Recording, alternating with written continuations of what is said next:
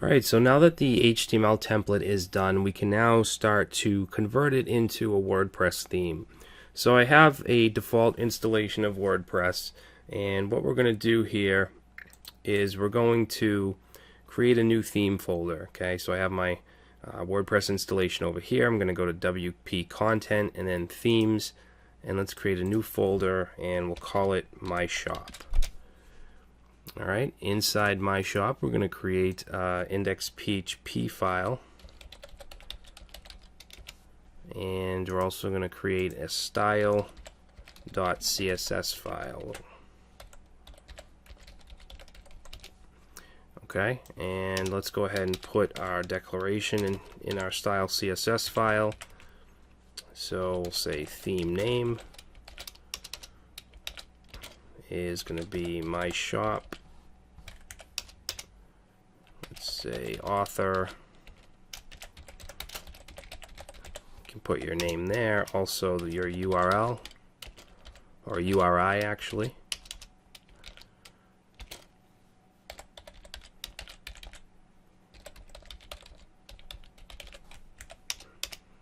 And description.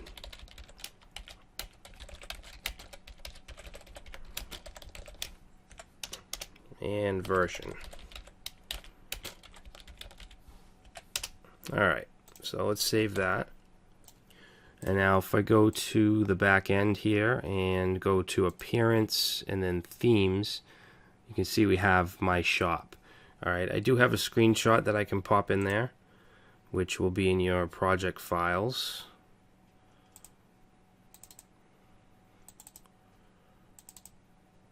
Okay, themes, My Shop. And I'm just going to paste that in.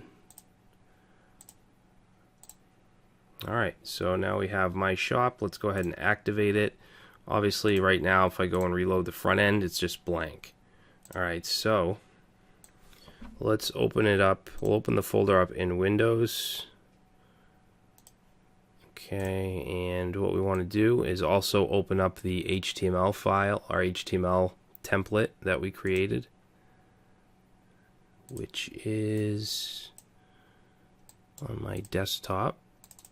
Alright, so let's bring over the CSS and the JS folder.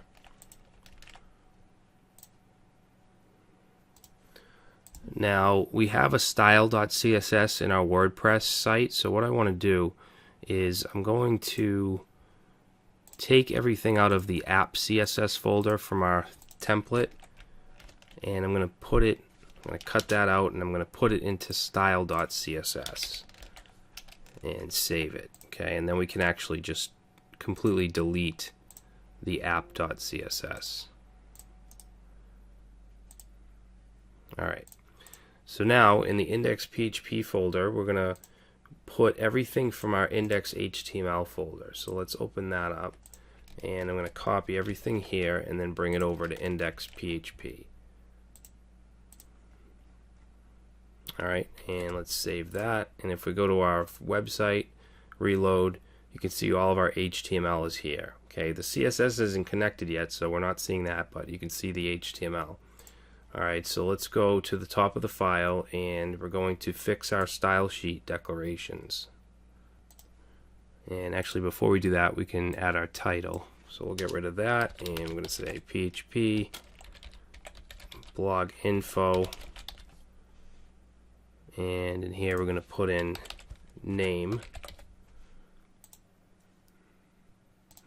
and then for the style sheets we have foundation. This one is in the CSS folder, so what we can do here is let's say PHP echo blog info, and in here we want to say template URL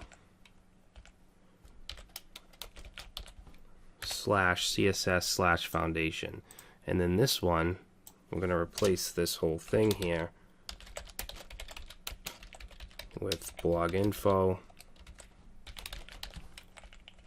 and then in here we can put in style sheet underscore URL. Okay, let's save that, reload, and now you can see that our CSS is in effect. Now in the head, the last thing we want to put up here is we want to say PHP, and then we want WP underscore head.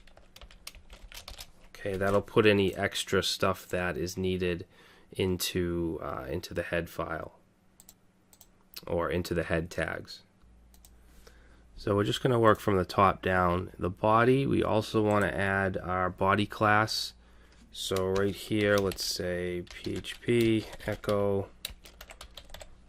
body class.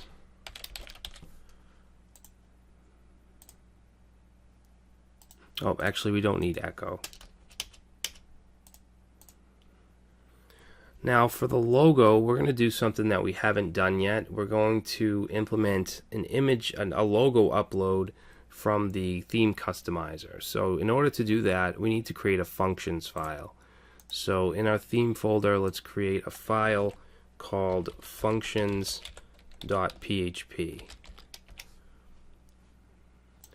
And we want to create a function for theme support. And we need PHP tags here.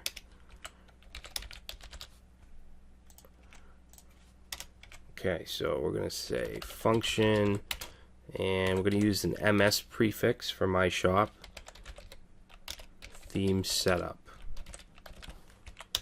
Alright, so we're going to say add theme support, and then in here we want custom dash logo. And let's see what else. I think it's good for now. So let's create our add action.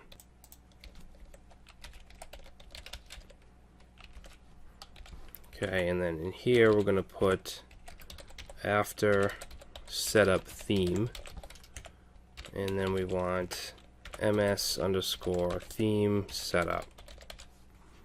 Save that, and then let's go to our index.php, and we're going to replace this static image, and we're going to open up some PHP tags, and let's check to see if the function exists.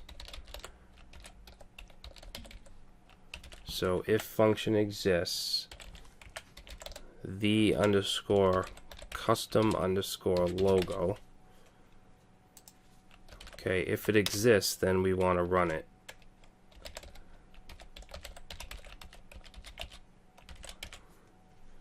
Alright, now what we can do is go into our back end, and in the theme we're going to say customize, go to site identity, and now you should have this area here for a logo. Alright, I'm going to click select logo, and we're going to find it somewhere. Let's see, where is it?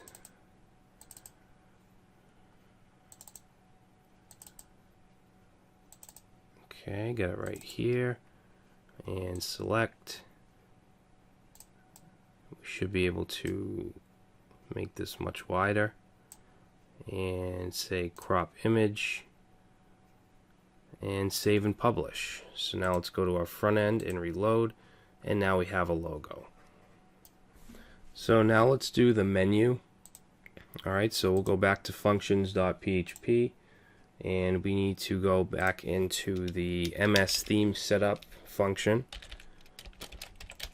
and we want to set up nav menus. So we'll say register underscore nav menus, and in here we're going to have an array, and let's say primary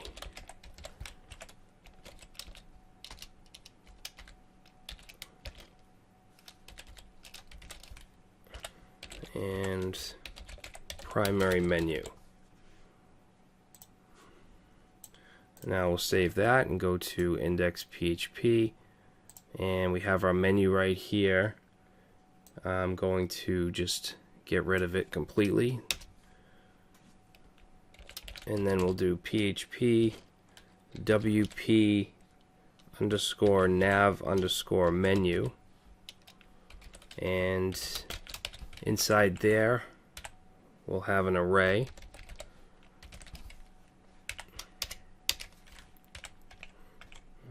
Alright, and let's say theme location.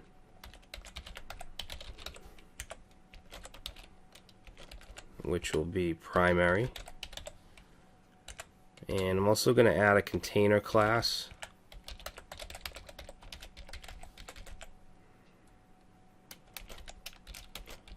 And that's going to be menu, simple, and main nav.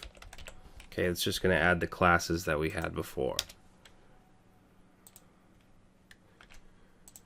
Alright, now I think, yeah, that should be good, so we'll save it, and then let's go to our back end, and I'm going to go to, first of all, we'll reload. Now we should have a menus option, so we'll click that, and let's see, I'm going to get rid of that. I'll keep the sample page. Alright, make sure that you have this primary menu checked. Okay, we'll say save menu and reload, and now we have our menu. Okay, and if I click on it, you can see the links changed. You won't see it down here because we don't have that area of the theme set up yet. It's just static content for now.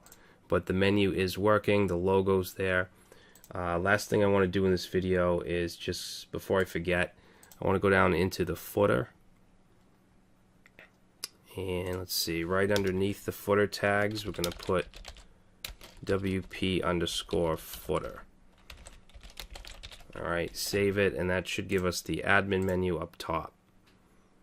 Alright, so in the next video, we're going to be working with these widgets. I'm actually going to show you how to create a custom widget for our showcase area.